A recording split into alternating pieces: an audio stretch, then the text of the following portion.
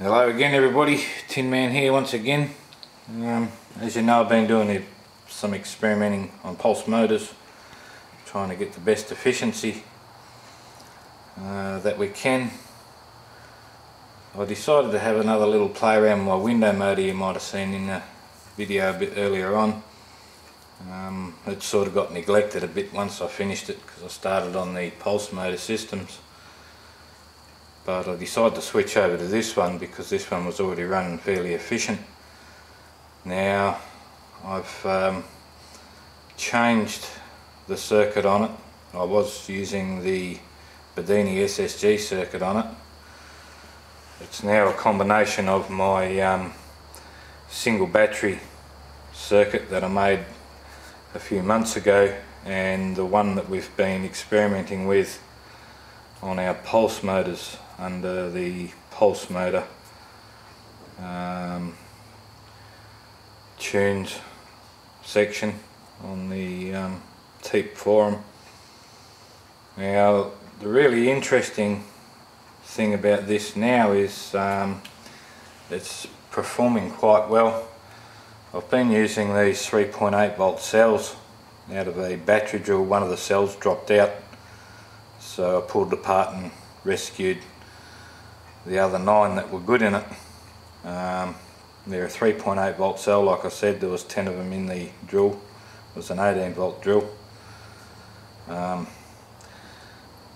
the reason I like using these, we can flatten them right out and charge them up, and they don't mind that at all. I just hook up, I've got this, it's a 12 volt light globe, 35 watts out of a car. I'll just use that to run the batteries down. Pulls them down in about half an hour, so not too harsh on them. Now I've got this one here as my charge battery. This one at the back's my run battery, and all I've done is soldered some little neo magnets onto the wires so I can change the batteries over easily. Now with this system here, as you might know, this LED that's on here, on the SSG circuits we've been working on, I've put diodes across the trigger coil, and this power is actually coming off one side of that trigger coil that used to go back to the negative side of the run battery. So I just want you to see that light is in fact quite bright. Now the coil, as you would have known, is out of a microwave. I've just split it in half. The trigger coil is 39 ohms, and that's the inside half of the coil. The outside half of the coil is our run coil. That's at 41 ohms. So the ohms are very high, which is why we're getting a very high voltage back off half the side of the trigger coil. Now the other thing I've been thinking of was we've been collecting the back EMF from the collapsing run coil on these pulse motors, and we've all seemed to have forgotten that you'll get the same amount of back EMF from the trigger coil as well, because that collapses at the same speed, same time as the run coil. So it's very messy. I've also incorporated the back EMF of the trigger coil to be pumped back into the run battery. As you can see, I've got diodes and resistors and crap everywhere. Now, like I said, this is running on 3.8 volts at the moment, but it's trimmed down 6.2k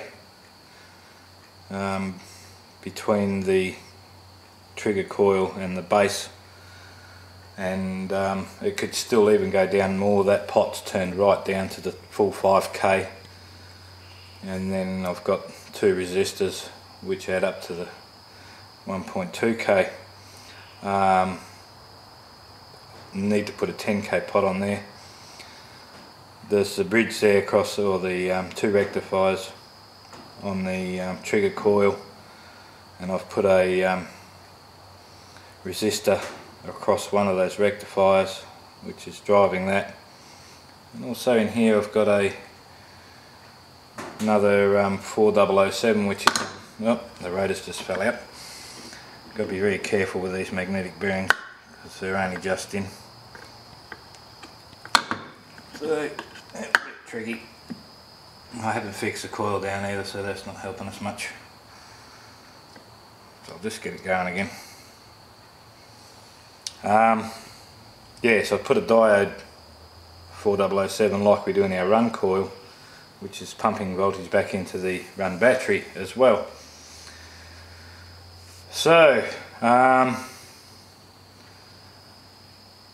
this wire to the run battery, that's soldered on, and that run battery's been on there since I've started mucking around with this circuit. Now here's the real neat thing. So far it's charged 3 of these batteries to 4.3 and 4.03 and 4.04 volts. Now I've been tallying this up in our paper here. The run start voltage of our run battery was 4.03 volts. The first charge battery after I'd flattened it down was 1.37 volts. Our second charge battery was 1.761. Our third charge battery was 1.56, and I'm on our fourth one now, which started at 1.319. So far it's charged 3 batteries, and as you can see, that one's 4.04, that one's 4.03, 4.04, and this one here is 4.03, 4.04. Now this is not a surface charge that's in these batteries. These batteries have either been charged or they haven't. Like I said, that's a 12 volt globe, 35 watts.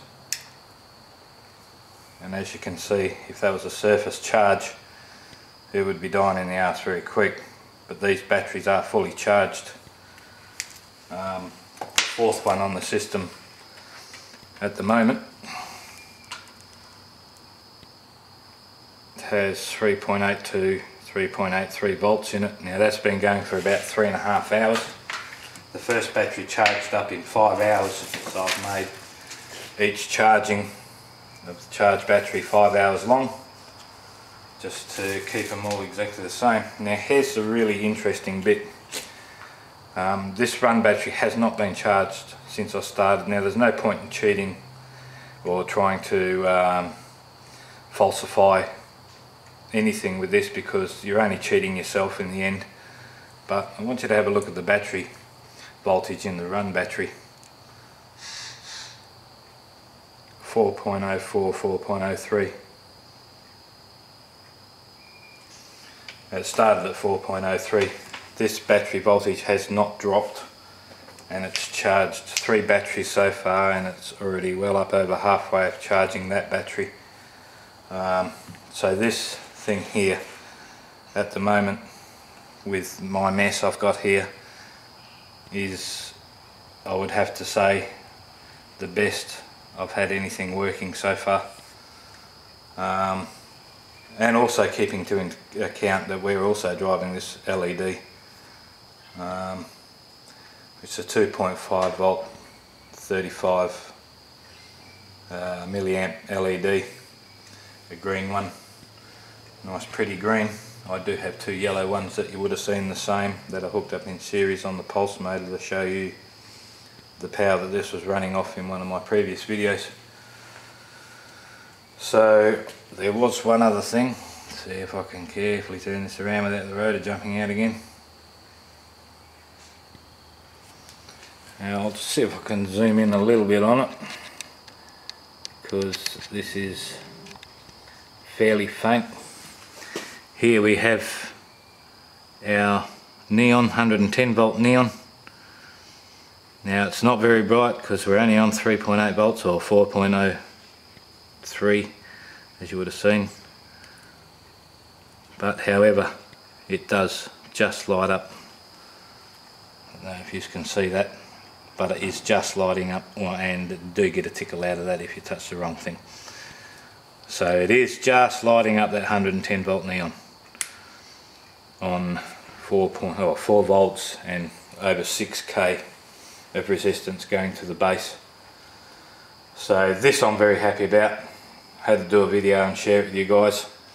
I will get to and trace my mess and make a circuit diagram of this, but I believe this has real potential. As you can see, those 3 batteries have been fully charged, all of them, off this one battery, and this hasn't even lost 0.01 of a volt. So working very well. I'll keep you updated on it, see how many more I can charge before I start losing voltage in this, but at the moment it doesn't look like this battery is going to lose any voltage at all. So I'm really happy with that. 3 batteries and 1 well on the way, another hour and a half, that one will be cooked, and I've got 1 more flattened out ready to put in, and then I'm just about out of those sort of batteries. So I'm going to try it on the big 12 volts next.